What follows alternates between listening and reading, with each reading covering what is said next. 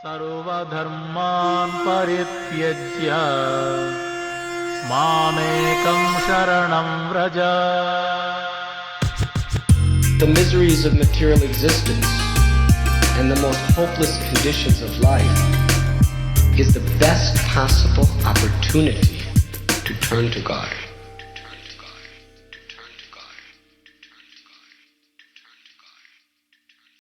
You're listening to Bare Knuckle Bhakti Shorties on the Bhakti Recovery Podcast with Jiva G, coming at you every Monday with a little spiritual something.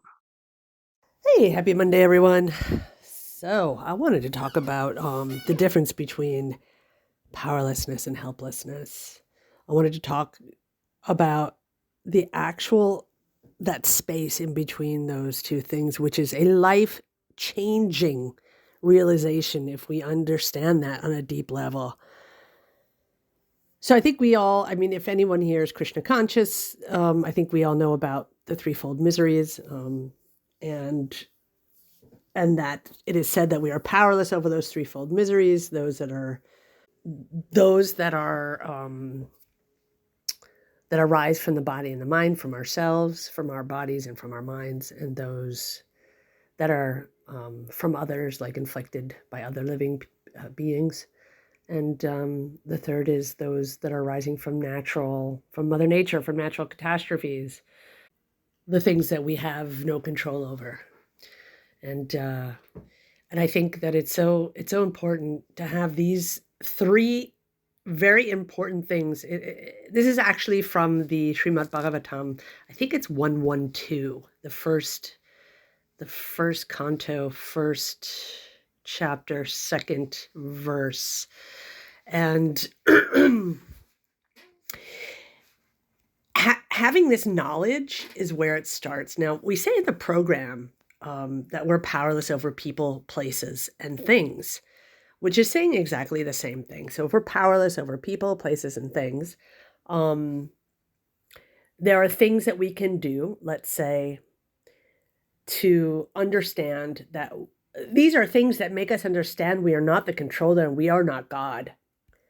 Now, from a 12-step point of view, the miseries which arise, the very first misery which arise from the body and the mind, those are the ones of our own making, as far as I'm concerned. From the misregulation and the misuse of the reason why I'm even here in the first place on Earth, and the false lens that I'm looking at life with. It's the perverted reflection of what things should be. As addicts, this addict, I am addicted to anything that will make me feel good at that moment. And at every moment, after.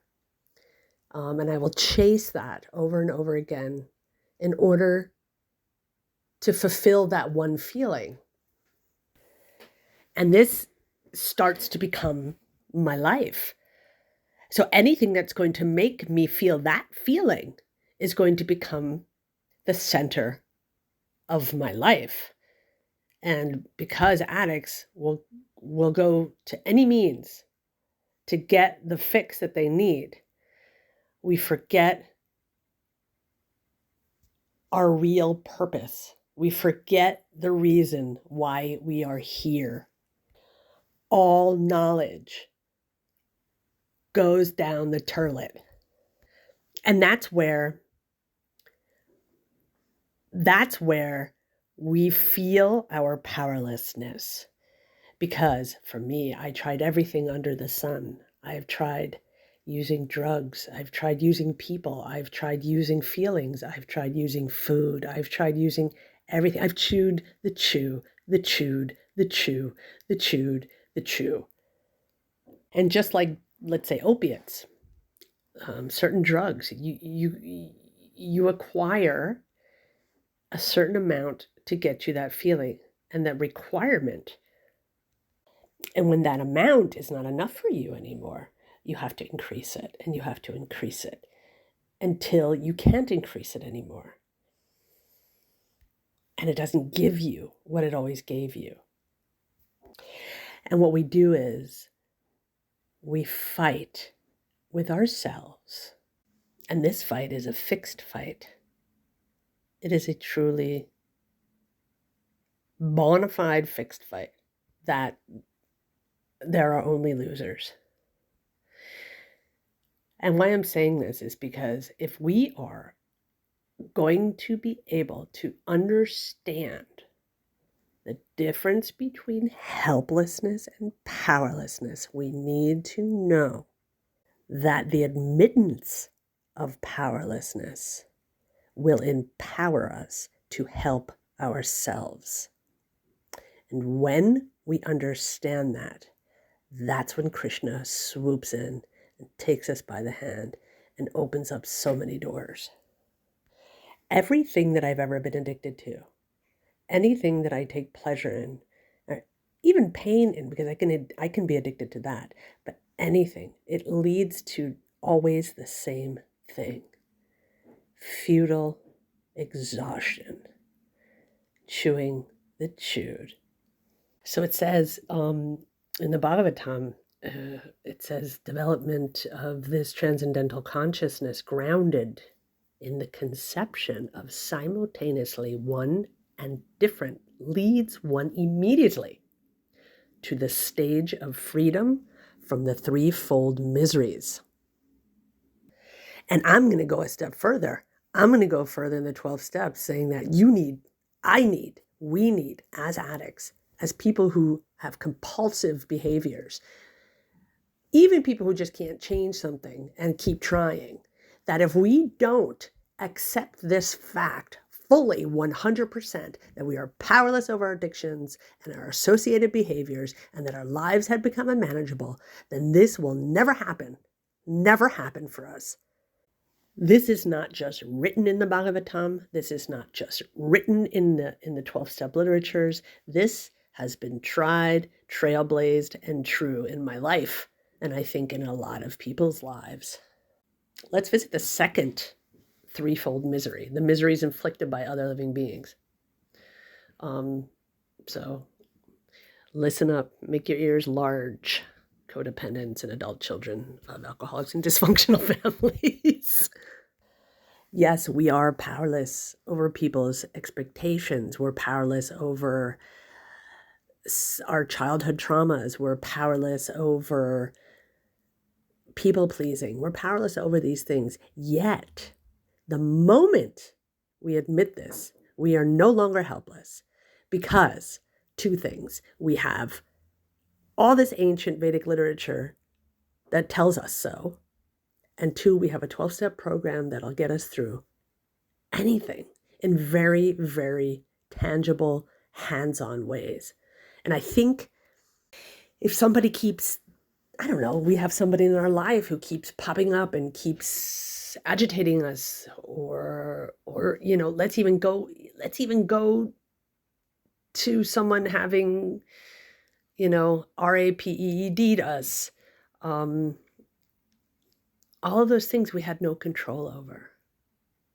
But we are not helpless, which means we seek guidance, we seek help, and we have control at some point over our reactions. We are not helpless over how we see these things, because we can change. And how can we change? By simply following those who have changed before us. By simply accepting that this is where we are, this is who we are, and this is who they are, as being exactly the way it should be at that moment, at any given moment. I am not helpless to walk away from somebody who's agitating me. I can say, I have now the power to say, no, thank you, ma'am. No, thank you, sir. I think I'm going to not be your doormat. And I don't even have to do it in a nasty way. Sometimes in the beginning of these kind of things, we do it in a nasty way. We have to do it loud because we're reactive. But through scriptures, through everything that I've learned through the program, I'm able to react in a healthy and normal way. Not always. Believe me, man, I have lost my shit. But those are things I still need to work on. So the first two of the threefold miseries, we're completely, yes, powerless over, but no, not helpless. Our helplessness disappears the moment we have a program and the moment we have a solid spiritual belief. And finally, the third one, and those miseries arising from natural catastrophes, or Mother Nature. Let's take from the simplest thing, the sun's going to shine. If the sun's going to shine, the sun's going to shine. We're not going to stop the sun from shining, but if it's too much for us, we can either go indoors or put some sunscreen on or whatever it is that we do, put a hat on. That's about what we can do. So we're not helpless. We're still not helpless. We still have a choice, and that's what it means to give up the notion that we are all powerful and to know that in that we are free and we are not helpless anymore, and that we have a choice is where the freedom comes from. So go ahead, admit it. Admit that we're powerless over drugs, alcohol, people, places, and things, and that our lives had become unmanageable, because in that we are never helpless and we have a choice today. So I think I pretty much said what I needed to say, and I really hope that this helps somebody.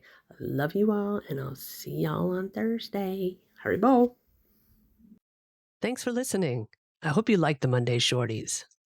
Don't forget to check out our full-length episodes on Thursdays. If you like what you heard, spread the word. Peace out. सर्वधर्मान् परित्यज्य मामेकं शरणं Vraj. The miseries of material existence and the most hopeless conditions of life is the best possible opportunity to turn to God.